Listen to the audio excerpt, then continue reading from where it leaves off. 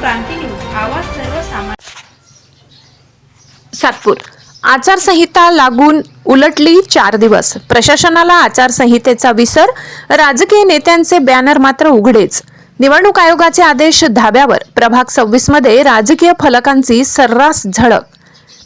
महाराष्ट्रातील एकूण 29 महानगरपालिकांच्या निवडणुकांची घोषणा निवडणूक आयोगाने दिनांक 15 डिसेंबर रोजी केली असून त्याच दिवसापासून आदर्श आचारसंहिता नाशिक शहरात देखील लागू झाली आहे. मात्र आचारसंहिता लागून तब्बल 4 दिवस उलटूनही सातपूर परिसरातील प्रशासनाला आचारसंहितेचा विसर पडल्याचे धक्कादायक चित्र समोर आले आहे.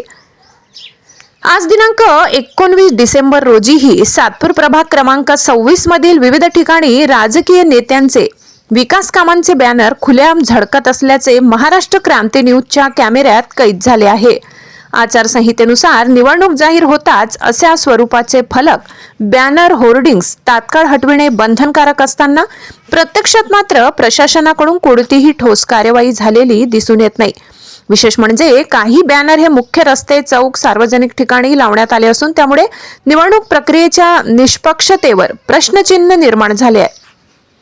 निवडणूक आयोगाच्या नियमांची सर्रास पायमल्ली होत असताना संबंधित महापालिका प्रशासन व निवडणूक यंत्रणा नेमकी काय भूमिका घेणार असा सवाल आता नागरिकांमधून उपस्थित होत आहे. आचारसंहितेचे काटेकोर पालन सामान्य नागरिकांकडून अपेक्षित असते, मात्र राजकीय नेत्यांच्या बाबतीतच जर नियम डावलले जात असतील तर निवडणूक आयोगाच्या विश्वासार्हतेवरही प्रश्न निर्माण होणे साहजिकच आहे. या प्रकरणात प्रशासन तातडीने कारवाई करणार का की नेहमीप्रमाणे दुर्लक्ष करणार हे पाहणे महत्त्वाचे ठरणार आहे.